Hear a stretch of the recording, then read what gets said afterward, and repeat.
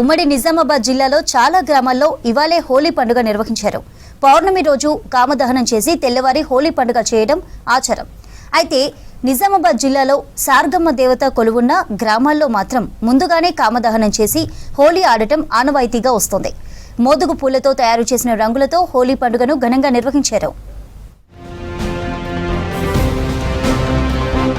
ఉమ్మడి నిజామాబాద్ జిల్లాలో చాలా గ్రామాల్లో హోలీ ముందు రోజు నిర్వహించారు. గ్రామ దేవతలను కొలిచి ప్రత్యేక పూజలు నిర్వహించి కాముడి దహనం చేశారు. కామదహనం సందర్భంగా గ్రామస్తులు మంటల చుట్టూ తిరుగుతూ పాటలు పాడుతూ పాడి పంటలు గ్రామం సుభిక్షంగా ఉండాలని కాముడిని కొలిచారు. చిన్నపిల్లలు హోలీ పాటలు పాడుతూ ఇంటింటికి తిరిగి సేకరించిన చెత్తను కామదహనంలో వేశారు.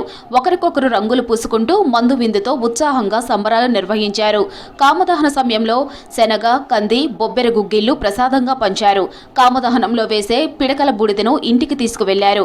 చిన్నపిల్లలకు అనారోగ్య సమస్యలు వచ్చినా భయపడినా కాముడి బూడిదను బొట్టుగా పెడతామని చెబుతున్నారు గ్రామస్తులు. ఈరోజు మేము మా యొక్క విలేజ్లో కామదహనం జరిపి హోలీ పండుగని అందరము చాలా సంతోషంగా చేసుకుంటాము. అందరికీ హోలీ పండుగ శుభాకాంక్షలు. మా ఊర్లో సరగా ఉన్నది కాబట్టి ఒకరోజు ముందు జరుపుకుంటాం హోలీ. ఇక పట్టణాల్లో అయితే ఒకరోజు రేపు జరుపుకుంటారు కాబట్టి అందరికీ మంచిగా ఉండాలా. నిజామాబాద్ రూరల్ నియోజకవర్గంలోని డిచ్చిపల్లి, నిజామాబాద్ రూరల్, మోస్రా, మాక్లూర్, నందిపేట, డొంకేశ్వర్, భీంగల్, నవీపేట, బాన్సువాడ మండలాల్లోని పదుల సంఖ్యల గ్రామాల్లో రాత్రి కామదహన కార్యక్రమం ఉత్సాహంగా జరిగింది. మోస్రా మండల కేంద్రంలో కుస్తీ పోటీలు నిర్వహించారు. దూరం నుంచి వచ్చిన మల్లయోధులు కుస్తీ పోటీల్లో పాల్గొన్నారు.